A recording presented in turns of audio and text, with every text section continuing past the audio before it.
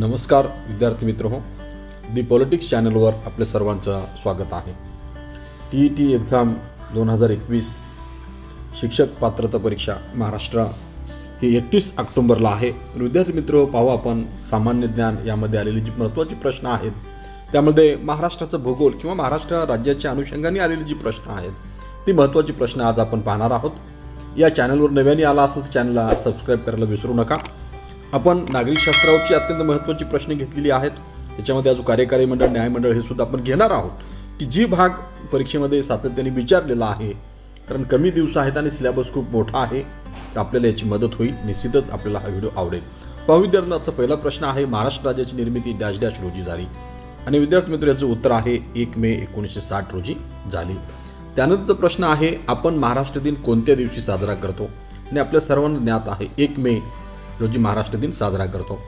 महाराष्ट्राच्या पश्चिम दिशेला कोणता सागर आहे. आणि विद्यार्थी मित्र, आपल्याला सर्वांना ज्ञात आहे महाराष्ट्राच्या पश्चिम दिशेला अरबी समुद्र आहे. बंगालचा उपसागर चूक आहे, अरबी समुद्र आहे, हे आपण लक्षात घेतलं पाहिजे. त्यानंतरचा प्रश्न पाहू आपण, महाराष्ट्र राज्यात किती जिल्हे आहेत. महाराष्ट्र राज्यात 36 जिल्हे आहेत. 36 याच्यामध्ये पर्याय नाही, तर तो 36 जिल्हे आहेत. त्यानंतरचा प्रश्न आहे, महाराष्ट्र राज्याची राजधानी कोणती. अत्यंत सामान्य प्रश्न आहे, मुंबई. महाराष्ट्र राज्याची उपराजधानी कोणती, नागपूर. त्यानंतरचा प्रश्न पाहू आपण. त्यानंतरचा प्रश्न आहे, क्षेत्रफळाच्या दृष्टीने सर्वात लहान जिल्हा कोणता, मुंबई शहर. क्षेत्रफळाच्या दृष्टीने महाराष्ट्रातील सर्वात मोठा जिल्हा कोणता, तो अहमदनगर. तर अशा पद्धतीने आपण प्रश्न लक्षात घेतले पाहिजेत. त्यानंतरचा प्रश्न पाहू. तर विद्यार्थी मित्र हो, प्रश्न क्रमांक आहे 9.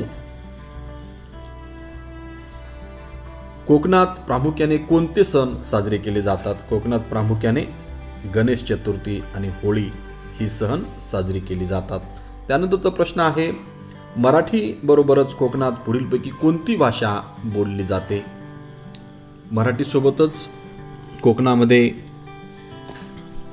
कोणती भाषा बोलली जाते असा प्रश्न आहे. आणि त्याचं उत्तर आहे मालवणी. मालवणी भाषा बोलली जाते. त्यानंतरचा प्रश्न पाहू आपण. प्रश्न क्रमांक आहे 11. मराठी बरोबरच विदर्भात कोणती भाषा बोलली जाते. मराठी बरोबर विदर्भात वऱ्हाडी भाषा बोलली जाते. त्यानंतरचा प्रश्न पाहू. प्रश्न क्रमांक आहे 12. पुढीलपैकी आदिवासी जमातीची बोलीभाषा कोणती. आदिवासी जमातीची बोलीभाषा गोरमाटी ही आहे.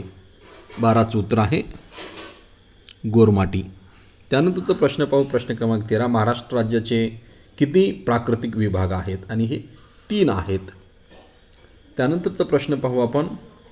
पुढीलपैकी महाराष्ट्राचा प्राकृतिक विभाग कोणता. महाराष्ट्राचा प्राकृतिक विभाग म्हटलेला आहे.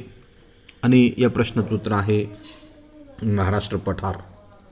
त्यानंतरचा प्रश्न आहे, सह्याद्री पर्वत व अरबी समुद्र या दरम्यान कोणता प्राकृतिक विभाग आहे. तर आहे कोकण किनारपट्टी. त्यानंतरचा प्रश्न पाहू आपण. प्रश्न क्रमांक आहे 16. प्रश्न क्रमांक 16 लक्ष द्या. कोकण किनारपट्टीची रुंदी कोणत्या भागात जास्त आहे. कोकण किनारपट्टीची रुंदी उत्तर भागात जास्त आहे.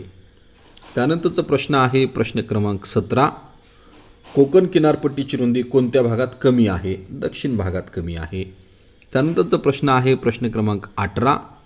धर्मतर काय आहे. धर्मतर खाडी आहे.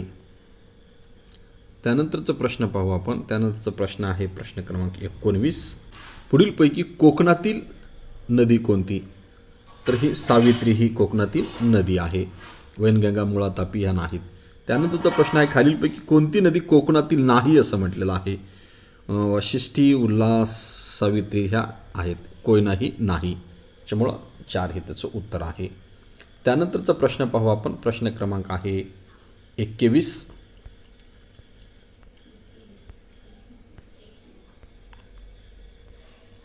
कोकणातील नद्यांची वाहण्याची दिशा कोणती. कोकणातील नद्यांची वाहण्याची दिशा पूर्वेकडून पश्चिमेकडे आहे.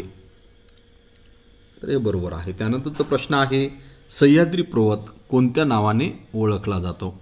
सह्याद्री पर्वत कोणत्या नावाने ओळखला जातो? पश्चिम घाट या नावाने ओळखला जातो. त्यानंतरचा प्रश्न आहे सह्याद्री पर्वतातील किंवा महाराष्ट्रातील सर्वात उंच शिखर कोणते?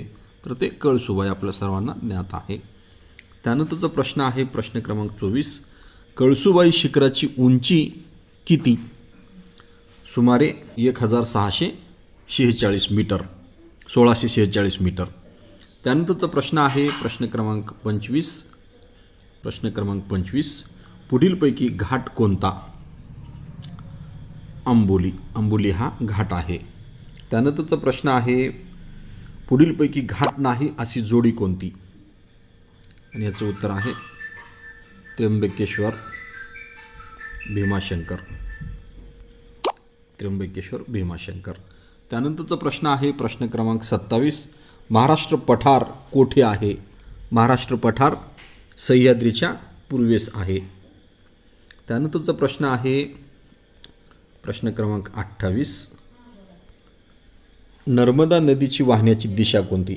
नर्मदा नदीची वाहण्याची दिशा पूर्वेकडून पश्चिमेकडे. महाराष्ट्रातील प्रमुख पश्चिम वाहिनी नदी कोणती? यातली तापी ही आहे, कारण तापी आणि नर्मदा ह्या दोन नद्या अशा आहेत की त्या पूर्वेकडून पश्चिमेकडे वाहतात. त्यानंतरचा प्रश्न आहे प्रश्न क्रमांक 30. पुढीलपैकी चुकीचे विधान ओळखा असं म्हटलेलं आहे. तर पाहू आपण. चुकीचे विधान ओळखा असं म्हटलेलं आहे. कृष्णा नदीचे खोरे महादेव डोंगराच्या उत्तरेस आहे. हेच उत्तर आहे. महाराष्ट्राच्या उत्तरेकडे सातपुडा पर्वत आहे. बरोबर आहे. कोकण किनारपट्टीची रुंदी दक्षिणेकडे कमी होत जाते. हे बरोबर आहे. गोदावरी नदी महाराष्ट्रातील प्रमुख नदी आहे. हे बरोबर आहे. त्याच्यामुळं पुढीलपैकी चुकीचे विधान कोणते म्हटलेलं आहे? तर चुकीचे विधान हे कृष्णा नदीचे खोरे महादेव डोंगराच्या उत्तरेस आहे. हे विधान चुकीचं आहे. तर अशा पद्धतीने आपण महत्त्वाचे 30 प्रश्न पाहिलेले आहेत. तर पाहू विद्यार्थी मित्र हो परीक्षेमध्ये काय येतात ते. तर अशा पद्धतीने आपल्याला सराव करावा लागणार आहे. या चॅनलवर नव्याने आला असेल चॅनल सबस्क्राईब करा, अधिकाधिक विद्यार्थ्यांना शेअर करा. धन्यवाद. जय हिंद, जय महाराष्ट्र. आज आपण इथंच थांबू.